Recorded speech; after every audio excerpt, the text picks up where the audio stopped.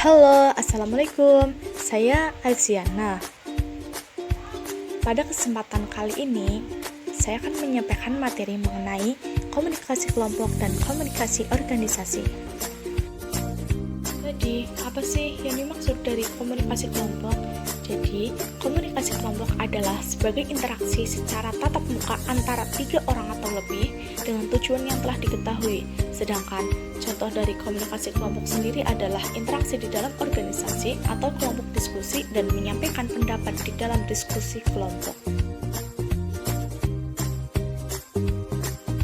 Sedangkan klasifikasi kelompok dan karakteristik komunikasinya sendiri meliputi kelompok primer dan kelompok sekunder.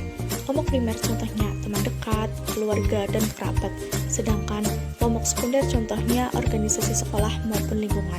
Sedangkan penerapannya contoh komunikasi primer yaitu melakukan penatapan terhadap mata lawan bicara yang sedang melakukan sebuah diskusi dan memberikan senyuman kepada orang asing. Sedangkan komunikasi sekunder contohnya yaitu melakukan telepon kepada keluarga. Selanjutnya yaitu kelompok keanggotaan dan kelompok rujukan. Selain itu juga terdapat kelompok deskriptif dan kelompok perspektif. Kelompok deskriptif contohnya kelompok tugas, kelompok pertemuan, dan kelompok penyadar.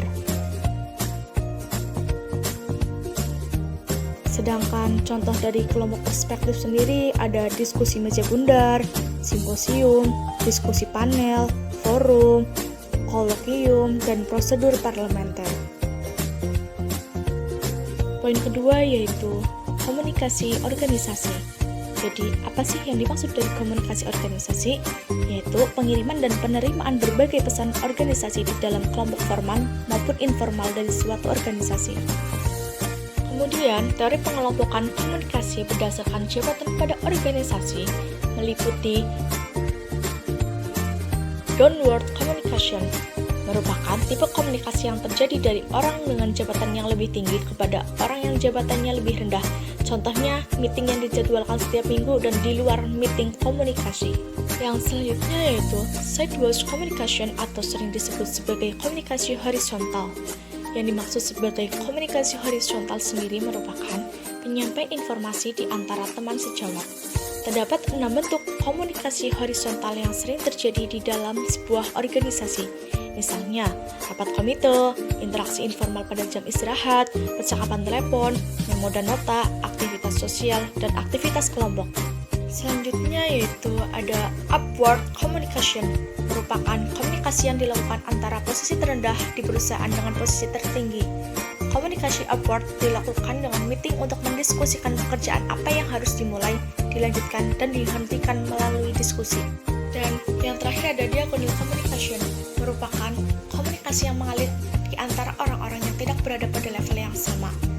Diagonal communication dapat terjadi jika antara divisi yang satu dengan divisi yang lain membutuhkan dukungan untuk bekerja sama dalam mengerjakan sebuah proyek.